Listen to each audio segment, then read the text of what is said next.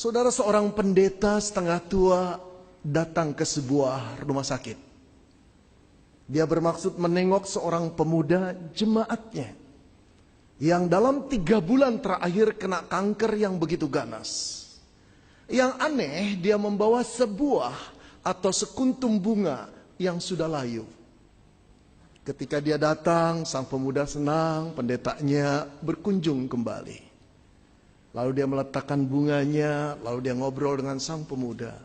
Dia menghibur pemuda itu, yang dalam 3 bulan, tubuh yang maco, paras yang ganteng itu terkuras habis oleh penyakit jaringan-jaringan yang tidak normal, kanker ganas dalam tubuhnya. Saudara, berkali-kali sang pemuda berkata, "Pak Pendeta, kalau Tuhan menyembuhkan saya akan melayani Tuhan. Saya akan mempersembahkan tubuh saya untuk menjadi persembahan yang hidup bagi Tuhan." Sang pendeta tertawa, tersenyum, "Saya doakan, nak." Saudara, selesai setengah jam berbicara, sang pendeta berkata, "Saya pulang dulu ya, yuk kita berdoa." Selesai berdoa, kemudian Bapak Pendeta keluar dari kamar itu. Tiba-tiba pemuda yang sakit kanker itu memanggilnya kembali. "Pak Pendeta, Pak Pendeta." Pendetanya menoleh, "Ada apa?" "Bolehkah saya bertanya satu pertanyaan kepada Bapak?" Pendetanya kembali lagi, "Mau tanya apa, nak?" "Dari Bapak Pendeta datang dari tadi, saya bingung. Kenapa kali ini Bapak datang membawa sekuntum bunga yang telah layu? Kenapa, Pak?" Pak Pendeta tersenyum, "Bolehkah saya duduk kembali?" "Oh, silakan, Pak," kata pemuda yang terbaring dengan sakit yang luar biasa pada stadium tingkat terakhir.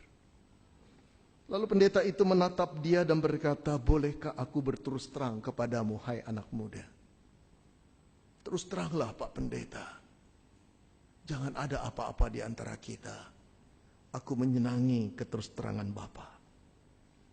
Lalu kemudian pendeta itu berkata, "Nak, ingatkah setahun yang lalu, waktu ibu pendeta mendekati kamu dan berkata, anak-anak remaja membutuhkan pembimbing kelompok kecil.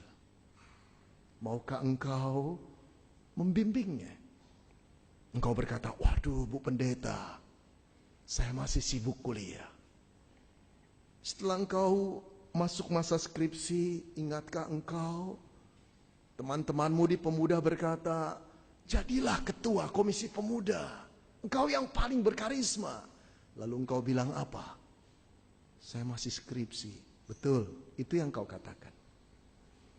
Ingatkah engkau setengah tahun yang lalu ketika aku datang kepadamu dan berkata, "Pimpinlah kur di gereja kita yang dirigennya sudah pindah keluar kota. Engkau yang berbakat."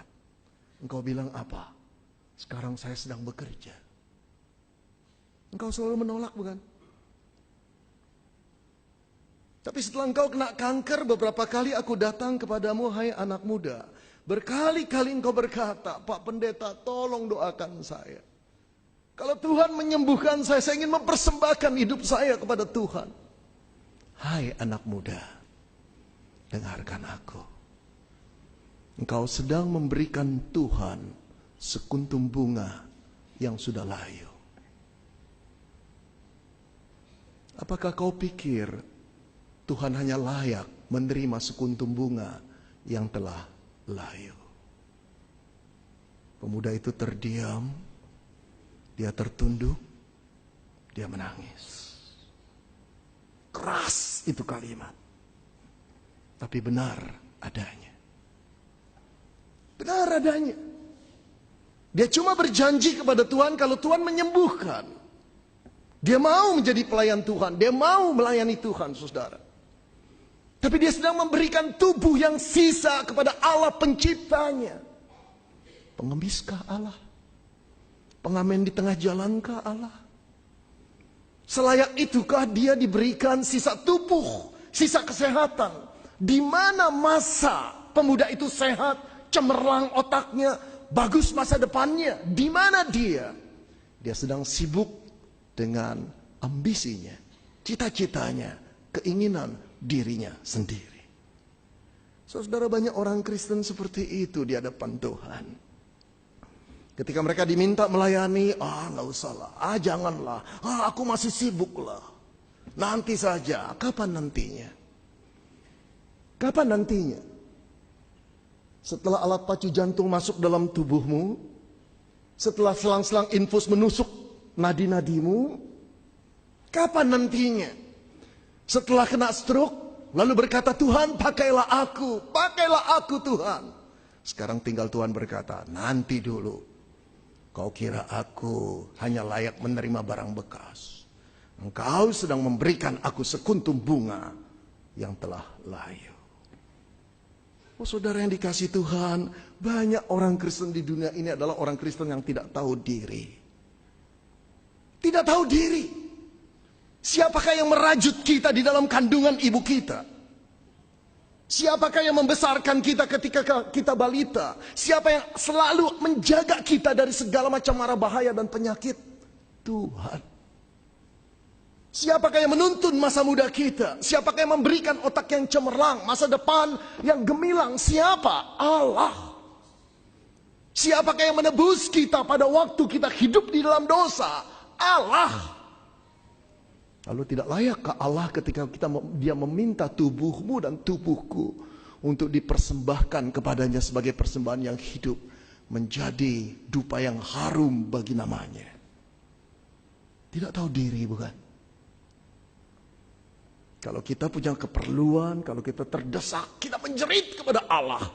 Kalau dia tidak mengabulkan, kita marah dan berkata, engkau Allah seperti apa? Aku tidak akan percaya kepadamu. Aku meminta, engkau tidak menjawab. Aku berdoa, engkau sembunyi.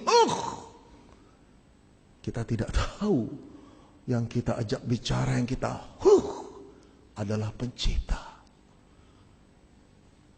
Satu tiupan nafasnya membuat jiwa kita bisa terbang melayang.